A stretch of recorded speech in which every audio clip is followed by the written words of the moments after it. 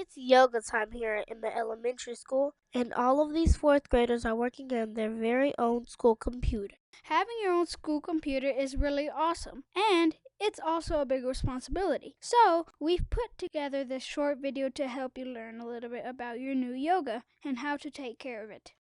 You can find your yoga's power button on the right-hand side of the computer. You can find the headphone jack on the opposite side. Just tap the power button to turn your computer on. Your yoga's volume control is located just above the power button. The button closest to the power increases the volume, and the button furthest from the power decreases the volume. You can also use the controls at the top of the keyboard to turn the sound on or off or to adjust the volume. And be sure to check your headphones. They may have a volume control built into them as well. While we're talking about headphones, you should know that having the volume up too loud can damage your hearing. How loud is too loud? It varies from person to person, but if other people can hear what you're hearing through your headphones, that's too loud. Your yoga has a multi-touch screen. You can input information through the keyboard, the scrolling pad, and the screen. You can even draw using as many as 10 fingers at a time.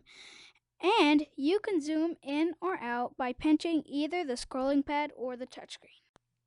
The great thing about your yoga is that it's like having a tablet and a laptop and a single device. Gently fold the touchscreen back and yoga is now a tablet.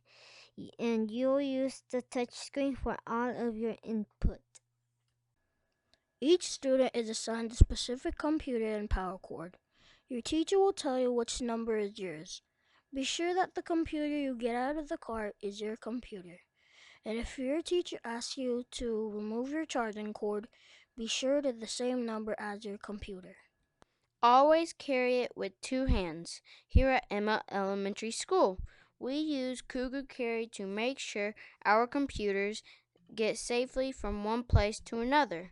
Always place your yoga down gently on your desk or table, and make sure that your computer is not close to the edges.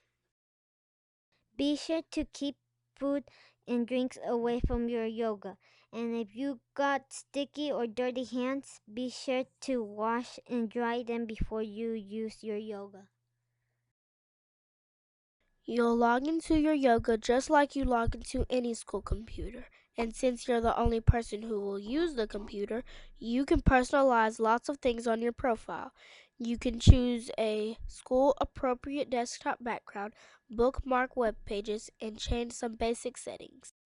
You can also install software and printers from the Buncombe County Schools Software Center, but you should not try to download apps or other software from other sources. Also, you should not try to decorate your yoga with stickers, decals, markers, or other stuff. When your yoga screen is dirty, spray glass cleaner on a clean cloth and gently wipe away the smudges and fingerprint. Never spray anything directly onto the screen.